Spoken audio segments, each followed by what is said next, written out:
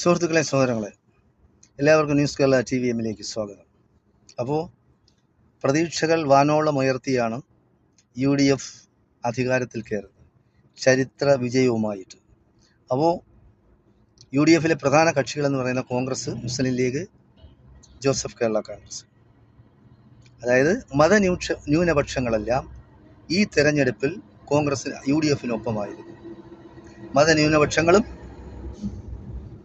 കേരളത്തിലെ മതേതരവാദികളായ ഹിന്ദു സമുദായത്തിൽപ്പെട്ടവരും അത് കണ്ട് നിഷ്പക്ഷമതികളായ ആൾക്കാരും UDF-ൻ്റെ കെട്ടുറപ്പ്, UDF-ൻ്റെ ആ ടീം വർക്ക് കണ്ടിട്ട് ജനങ്ങളെല്ലാം വോട്ട് ചെയ്തു.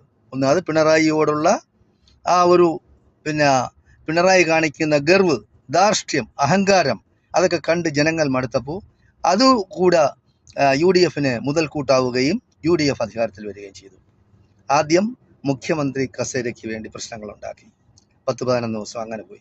ഇപ്പോൾ മന്ത്രിമാരെല്ലാം സത്യപ്രതിജ്ഞ ചെയ്തു. 21 അംഗ മന്ത്രിസഭ.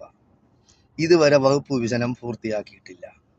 അപ്പോൾ ജനങ്ങളെ വിഡ്ഢിയാക്കുന്ന പ്രവൃത്തികൾ UDF-ൻ്റെ ഭാഗത്ത് നിന്ന് ഉണ്ടാകരുത് എന്നാണ് സാധാരണ ജനങ്ങൾക്ക്, വോട്ട് ചെയ്ത ജനങ്ങൾക്ക് പറയാനുള്ളത്.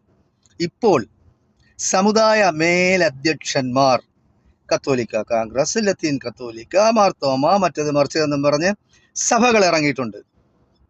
പിന്നെ മുസ്ലിം ലീഗ് എന്ന് പറയുന്നത് മതസംഘടനയല്ല. മുസ്ലിം ലീഗ് ഒരു രാഷ്ട്രീയ പാർട്ടിയാണ്.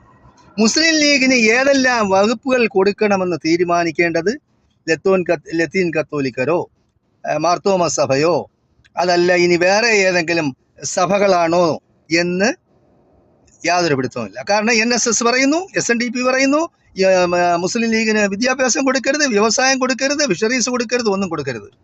അപ്പം മനസ്സിലാക്കാനുള്ളത്, കോൺഗ്രസ്സിന് 62 സീറ്റ് ചരിത്രത്തിൽ ആദ്യമായിട്ട് കിട്ടിയിരിക്കുകയാണ്. അപ്പോൾ ഇപ്പോൾ ഒരു ധാർഷ്ട്യം ചില അച്ചായന്മാർക്കുണ്ട്, പറയാതിരിക്കാൻ ഒക്കില്ല. അച്ചായന്മാരെന്ന് പറഞ്ഞാൽ അതായത് കലക്കാൻ വേണ്ടി നടക്കുന്നവരാണ്. അവരൊന്നും ക്രിസ്ത്യാനികളൊന്നും അല്ല, സത്യക്രിസ്ത്യാനികളൊന്നും അല്ല. കലക്കാൻ എങ്ങനെ UDF-നെ തകർക്കാനൊക്കും?